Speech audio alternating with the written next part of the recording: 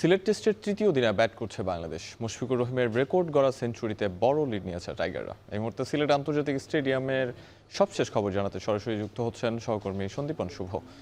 শুভ, বাংলাদেশের লিড তো প্রায় 450 রান হয়ে গেছে, 430 রান ছাড়িয়েছে।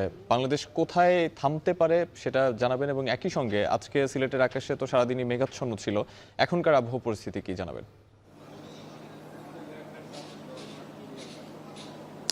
সাহাব, সবার আগে আমি বলতে চাই যে দুর্দান্ত চমৎকার একটা ইনিংস আমরা দেখেছি মুশফিকুর রহিমের ব্যাট থেকে, যিনি বাংলাদেশের ইতিহাসে সর্বোচ্চ সেঞ্চুরির মালিক তিনি বনে গেছেন কিন্তু, অর্থাৎ 14টি টেস্ট সেঞ্চুরি যার দখলে তিনি হচ্ছেন এখন মিস্টার ডিপেন্ডেবল মুশফিকুর রহিম।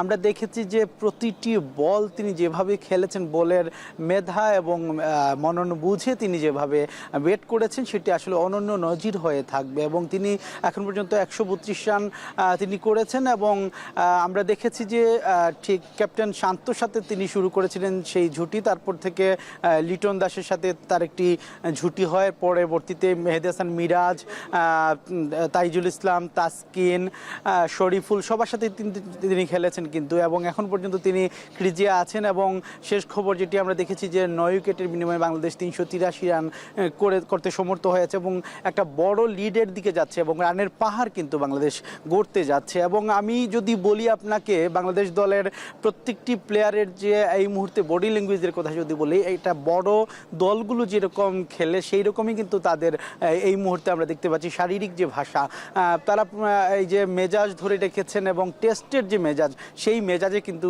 তারা খেলছেন, এবং একটা ভালো ব্র্যান্ডের ক্রিকেট যেটাকে আমরা বলি, সেই ক্রিকেটটি কিন্তু আমরা বাংলাদেশ দলের পক্ষ থেকে এখন পর্যন্ত দেখেছি। আপনি যেমনটি জানতে চেয়েছিলেন আবহাওয়া আর ব্যাপারে, যেমনটি আসলে কবি বলে থাকেন যে মেঘ দেখে কেউ করিস নে বয়, আড়ালে তার সূর্য হাসে, তেমনটি আমরা দেখেছি। আসলে মেঘের আনাগোনা ছিল সবসময়ই, কিন্তু যত সময় গড়াচ্ছে ততই কিন্তু আবহাওয়া ভালো ছিল, এবং এখন পর্যন্ত আবহাওয়ার পূর্বাভাসে বৃষ্টির হানা থাকলেও বাস্তবে কিন্তু আমরা দেখেছি যে আসলে এখন কোনো সেশনেই বৃষ্টি বিঘ্নিত হয়নি, এবং খুব সুন্দরভাবে কিন্তু এখন পর্যন্ত খেলা চলছে, এবং বাংলাদেশ একটা বড় ইনিংসের পথে তারা কিন্তু বড় ইনিংস গড়েছেন। এবং আমার মনে হয় যে এখানে পাকিস্তান টিম তারা কিন্তু চাপে পড়েছে বাংলাদেশের এই যে ব্যাটিং নৈপুণ্যে, তারা হয়তো বা বাংলাদেশ খুব সম্ভবত কালকের দিন হোয়াইট ওয়াশ উদযাপন করতে পারবে এমন একটা প্রত্যাশা কিন্তু জেগেছে টাইগার ভক্তদের মনে। সাহাব, এই ছিল আমার কাছে সিলেট ইন্টারন্যাশনাল ক্রিকেট স্টেডিয়াম থেকে বাংলাদেশ পাকিস্তান সিরিজের দ্বিতীয় ম্যাচের সর্বশেষ।